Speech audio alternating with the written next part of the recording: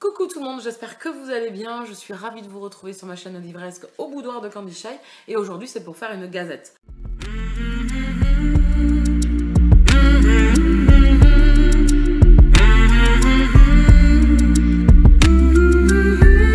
On va parler 100% MM sur cette gazette. Alors, le tout premier dont je vais vous parler, c'est Populiar de la saga Élite de F.V. Estier. Je vous le présente aujourd'hui. Je l'ai lu quand même depuis un petit moment déjà. Je crois que je l'ai lu en mars, avant le salon du livre de Paris. J'avais dû le lire fin février ou début mars, avant d'aller à Livre Paris. Je me le suis procuré en papier, version papier, lors de la RAR. J'ai adoré ce roman. J'ai adoré cette romance. On va commencer comme ça la vidéo. On va commencer par la fin parce que j'ai adoré. J'ai adoré cette relation torturée. Ces deux personnes issues de milieux différents, avec des caractères différents et avec une vision des choses différentes. On va suivre Judd et Zane. Donc Judd en fait est un jeune homme, Jude, je sais pas comment vous le prononcez, Jude, est un jeune homme issu de la bourgeoisie, qui va à la fac, qui a un peu tout ce qu'il veut. Il est hétéro, il a une petite amie, enfin tout va bien dans sa life. Il croise le chemin de Zane, qui est un peu tout l'inverse de lui, c'est-à-dire que Zane est toujours en recherche d'argent, argent facile. Donc en fait c'est quelqu'un qui aime les plaisirs de la chair et qui en profite pour se faire un petit peu de pognon. La rencontre des deux personnages est assez explosive, ce roman est assez chaud, hein, chaud plus. Et la romance, il n'y a pas de romance en fait, au début il n'y a pas de romance parce que les deux personnages ont une attirance. Judd est, je pense, à une période où il veut pousser ses limites et puis qu'on lui apporte ce qu'il n'a pas dans sa relation hétéro avec sa petite amie. Donc c'est Zane qui va prendre l'emploi de combler ce vide. Et en fin de compte, ils vont être pris, je pense, l'un et l'autre à leur propre piège, puisque des relations vont s'installer entre eux et une romance.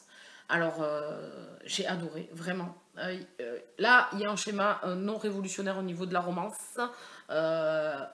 Début de relation, juste du désir, après la relation qui s'installe, des conflits, etc., des problèmes. Et bien évidemment, là, les problèmes les rattrapent, vu leur passif à chacun. Mais ça a fait le job. J'ai passé un excellent moment quand je l'ai lu, je l'ai dévoré. J'ai adoré cette relation qui est passionnelle et intense entre ces deux personnages. Attention, c'est chaud plus, hein, mais ça amène de l'intensité parce que Judd, du coup, veut aller jusqu'au bout et voit que la relation qu'il entretient avec Zane évolue. Zane, lui, veut... j'allais être vulgaire, pomper le fric en fait de Judd jusqu'au bout. Zane veut de l'argent facile et ne démord pas que c'est que pour ça qu'il va avec Judd, mais lui aussi va être pris à son propre piège. Et là, à un moment donné, tout va exploser bien évidemment entre eux. Fidèle à la romance contemporaine, il y a toujours quand même des conflits qui viennent se mêler. Donc moi, j'ai adoré, j'ai passé un excellent moment, je l'ai dévoré, j'ai vraiment adoré. Il y a beaucoup de scènes qui se passent en huis clos dans une chambre, et donc du coup, moi j'ai trouvé que ces moments et ces partages entre les deux personnages sont hyper forts. La plume de l'auteur que j'ai lu dans Blessure muette est toujours la même. Je trouve que c'est une écriture assez brute et assez cash. Voilà, c'est-à-dire que voilà, ces deux hommes assez fiers d'eux, assez voilà, et qui sont un peu bruts dans leurs paroles, et donc du coup on le sent dans leur relation, et en même temps on sent cette fragilité, ces émotions que chacun laisse transparaître, et donc du coup c'est vraiment ce que j'ai aimé, c'est cette dualité un petit peu entre le côté cash et brut, dans les scènes un peu torrides d'ailleurs, où ils vont se parler un peu, et en même temps cette fragilité, cette douceur qui vont s'amener l'un à l'autre, et ces petits moments en fait où la carapace elle tombe, et il y a ces petits moments pleins d'émotions, ces petits moments qu'on survole avec ces deux personnages, et qui les perturbent autant l'un que l'autre. Donc voilà, donc c'est vraiment une lecture que j'ai adorée. Vraiment, j'ai passé un excellent moment avec cette lecture et j'ai hâte d'avoir la suite puisque on a un chapitre à la fin qui est un prémisse de ce qu'on va avoir dans le tome 2. Donc les deux personnages qui vont être mis en avant puisque dans le tome 2, on va changer de personnage. Et j'ai trop hâte parce que ce qu'elle nous amène là, ça a l'air trop bien. Je sens que ça va être excellent.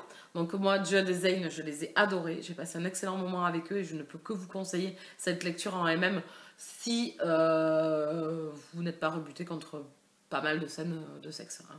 Parce que je sais qu'en romance contemporaine, certains, voilà, n'aiment pas trop ou n'aiment pas trop quand il y en a beaucoup. Voilà, donc c'est de la romance contemporaine érotique, mais moi ça a fait le taf. J'ai adoré la relation des deux personnages et qui font, c'est qu'ils aillent au bout de leur relation. J'ai vraiment beaucoup aimé. Je lui mets un 19 sur 20.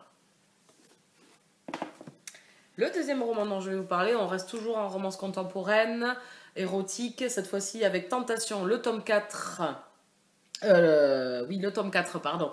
Coup de chaude et la Franck. Ici, on retrouve les personnages qu'on avait dans la première trilogie, mais on fait un bond temporel. Donc, on va retrouver Tate et Logan quelques années après, pour notre plus grande joie. Et moi, j'ai passé un bon moment avec cette lecture. Alors, dans cette saga, en fait, de la Franck, il ne se passe pas des milliards de choses en fait dans la relation, c'est surtout qu'on va passer des moments et à des périodes de leur vie et où des relations vont changer, évoluer. Là ici on est quand même dans un bon temporel, donc ces personnages sont ensemble depuis un petit moment. Est-ce qu'il n'y a pas d'usure? Est-ce qu'il n'y a pas de... Voilà, est-ce que c'est toujours aussi passionnel? Comment ils s'aiment aujourd'hui? Voilà. Donc là aussi il y a pas mal de scènes de sexe hein, dans cette saga-là. Mais c'est très très bien écrit, les chapitres sont courts donc on alterne assez vite. Donc moi j'étais ravie de les retrouver, ravie de revenir une nouvelle fois avec eux. Et je me lasse pas, même s'il se passe pas grand chose et que voilà, ça, certains me diront que ça tourne en rond parce qu'il se passe pas grand chose, mais autant des fois j'aime dans la lecture qu'il se passe voilà, qu'il y ait de l'entrain et qu'il se passe des choses. Ici non, je suis juste contente d'avoir retrouvé Logan et Tate. Je dirais que ces deux personnages aujourd'hui sont plus apaisés, sont plus sûrs d'eux, vivent leur amour pleinement et en fait ici c'est ce qu'on retrouve dans toute romance confondue, c'est-à-dire que le temps use-t-il l'amour? Comment la relation entre deux personnages peut avoir toujours autant de passion et de flamme? Que doit-on faire? Comment eux vont le vivre, etc. Donc voilà. Donc là, on est vraiment dans la relation plus lointaine de deux personnages et la vie de Monsieur, Madame, Tout le Monde qui peut s'user au fil du temps ou la vie de tous les jours en fait fait que on est plus préoccupé par d'autres choses, qu'on a moins le temps de se retrouver. Voilà, donc tout ça on le retrouve dans ce tome 4 avec ces deux personnages que j'ai adoré retrouver et j'ai trouvé qu'il y avait plus de maturité dans les deux personnages et plus de sérénité, on va dire. Voilà, ils sont plus cool. Voilà, ils sont plus zen, plus cool. Voilà. Donc j'ai passé un bon moment avec Logan et Tate. Bien évidemment, le tome 5 sort au mois de juin. Je vais me l'acheter également à sa sortie et le lire en suivant. Parce que voilà, c'est une saga que j'aime beaucoup. Ça fait passer le temps. C'est des lectures que vous faites très très vite. Hein, c'est très court. Voilà. Et donc ici, c'est plus sur l'amour dans la durée, le renouveau, l'usure, voilà, les difficultés de la vie de tous les jours, avec le travail qui leur prend beaucoup de temps, puisque bon, c'est quand même des carriéristes aussi, Logan et Tate. Donc du coup, voilà. Donc j'ai passé un bon moment de lecture, je vous conseille cette saga si vous aimez la romance contemporaine, érotique. N'hésitez pas à rencontrer Logan et Tate. C'est assez explosif entre eux au début, mais ici on est vraiment dans une autre tranche, quelques années plus tard. Donc je lui mets un 16 sur 20. Et la dernière lecture dont je vais vous parler, c'est Les Chroniques de Férine, le tome 1 ensorcelé de Fayskin. Donc ici, je change de registre, je suis toujours dans le MM, mais je passe dans la fantasy. Je retrouve en fait Fayskin et les personnages de sa saga, Les Chroniques de Rennes, que j'adore. J'ai adoré la trilogie. Et donc ici, en fait, ce tome 1 des Chroniques de Férine, ici c'est sur le père de Riyad, Ridinad, j'espère que je le prononce bien. Qui est le roi en fait d'Enfedji et c'est sa relation qu'il a avec son consort Eyen, mais au début et comment en fait Eyen est devenu le consort de Reed, je vais dire hein, parce que je vais pas prononcer son nom à chaque fois, donc le roi. Alors déjà voilà, vous retrouvez l'univers de Rennes, enfin des chroniques de Rennes, mais bien avant, donc il y a des choses encore qui sont plus dures que dans les chroniques de Rennes, puisque les lois, on va dire qu'elles se sont peut-être un peu adoucies dans la relation de Riyad et de Rennes. En plus, Rennes va amener beaucoup de choses au royaume durant la trilogie, donc du coup, là, on est vraiment bien avant, où il y a vraiment des castes, où les vampires, en fait, cette caste donc d'Enfedjin, sont vraiment les leaders et les chefs. Et Yen est envoyé en fait auprès du roi parce qu'en fait c'est, on va dire, comme des jeux en fait qui sont mis en place pour que le roi prenne son conjoint, mais chacun doit passer une épreuve pour en sortir. Celui qui en sortira vainqueur deviendra le roi, le consort du roi. Donc voilà, donc ici en fait on va trouver les prémices de la relation entre Yen et Reed, et moi j'ai adoré. J'ai adoré parce que j'ai adoré retrouver cet univers, et en fait j'ai enfin l'histoire de ces deux personnages, parce que dans la trilogie on sent vraiment qu'il y a une union très très forte qui unit les deux personnages, et en plus ici Reed, donc le roi, le père de Riyad qu'on trouve très froid et très fermé dans la trilogie, ici on le retrouve dans un autre registre, et cette espèce de quête dans la relation et de romance, voilà, de quête de l'amour et de la personne qu'il a choisi est vraiment super sympa. Je trouvais Yen un peu effacé dans ce tome-là, mais c'est un personnage effacé de toute façon dans la trilogie. C'est quelqu'un de très renfermé, de très...